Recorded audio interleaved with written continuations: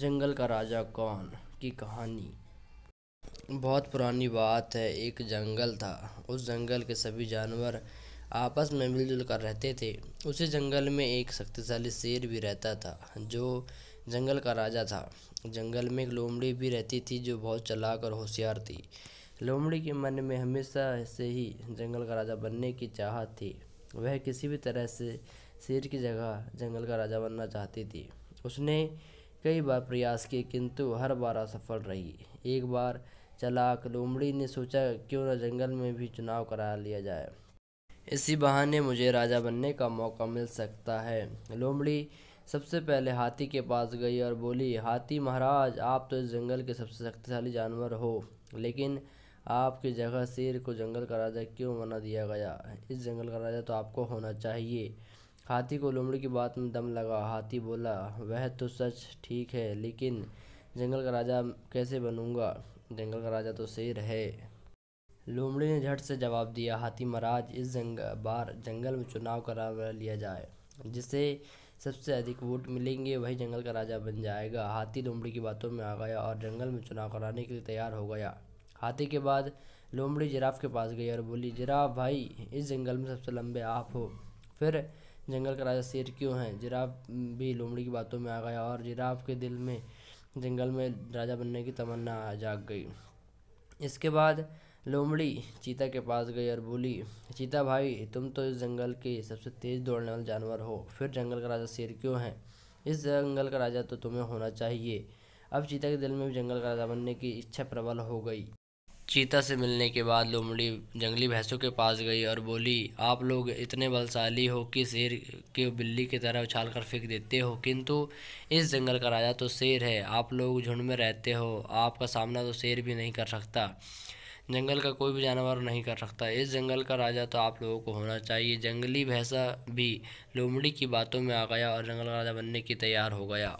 इसके बाद लोमड़ी हिरण के पास गई और बोली, हिरण भाई, इस जंगल का सबसे ज़्यादा तादाद तो तुम्हारी है। अगर जंगल में चुनाव हो जाए तो हिरणों में से कोई ना कोई राजा बन सकता है। हिरणों का मुखिया बोला, नहीं बहन, हमें तो कोई राजा बनने का शौक़ नहीं है, हम चुनाव नहीं लड़ेंगे। अगर हम चुनाव ला दें तो शेर को पता चला तो वह हमें नहीं छोड़ेगा। अगर लोमड़ी तुम्हें चुनाव लड़ना है तो तुम लड़ सकती हो।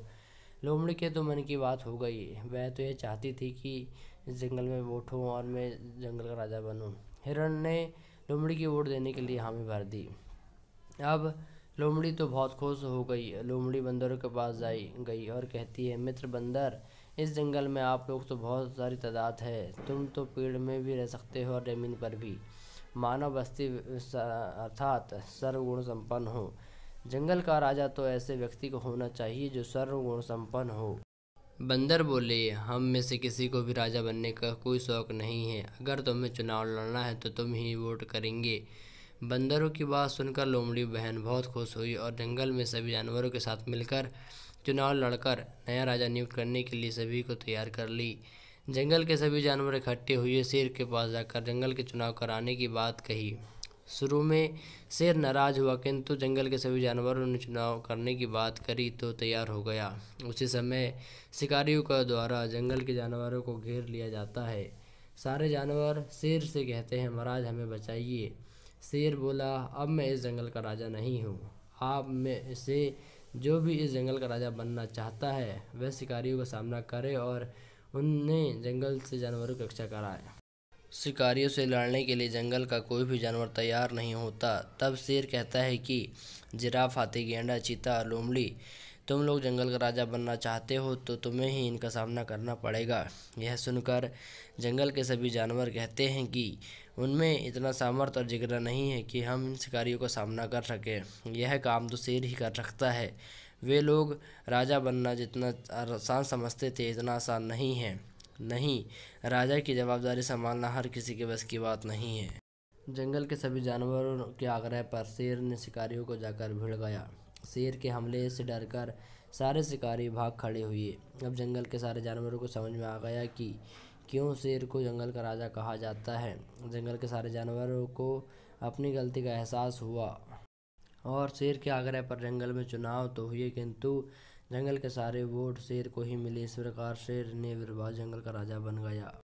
कहानी की सीख। इस कहानी से हमें यह सीख मिलती है कि अयोग्य व्यक्ति कितने ही प्रयास कर ले किंतु योग्य की बराबरी नहीं कर सकता।